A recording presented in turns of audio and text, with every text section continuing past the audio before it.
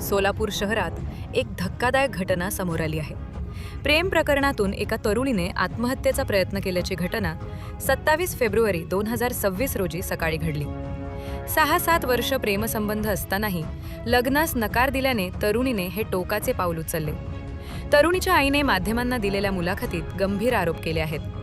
लक्ष्मी भीमा पवार, वय वर्ष 20, राहणार अशोक चौक, कोंची करवी गल्ली, सोलापूर असे त्या तरुणीचे नाव आहे. सोलापूर शहरातील अशोक चौक परिसरात सकाळी प्रेम प्रकरणातून एका तरुणीने आत्महत्येचा प्रयत्न केला. 6 ते 7 वर्षापासून चालू असलेल्या प्रेमसंबंधात तुषार सुरेश कनाले, वय वर्ष 23, राहणार अशोक चौक, कोंची करवी गल्ली, सोलापूर या तरुणाने लग्नास नकार दिल्याने निराश झालेल्या तरुणीने हे पाऊल उचलले. तरुणीच्या आईने माध्यमांशी बोलताना सांगितले की 23 फेब्रुवारी रोजी माझ्या मुलीने पोलीस आयुक्तांना तक्रार दिली होती. तरीही काहीच कारवाई झाली नाही. ही घटना घडली. आईने पोलीस प्रशासनाकडे तात्काळ दखल घेण्याची आणि न्याय मिळवून देण्याची मागणी केली आहे.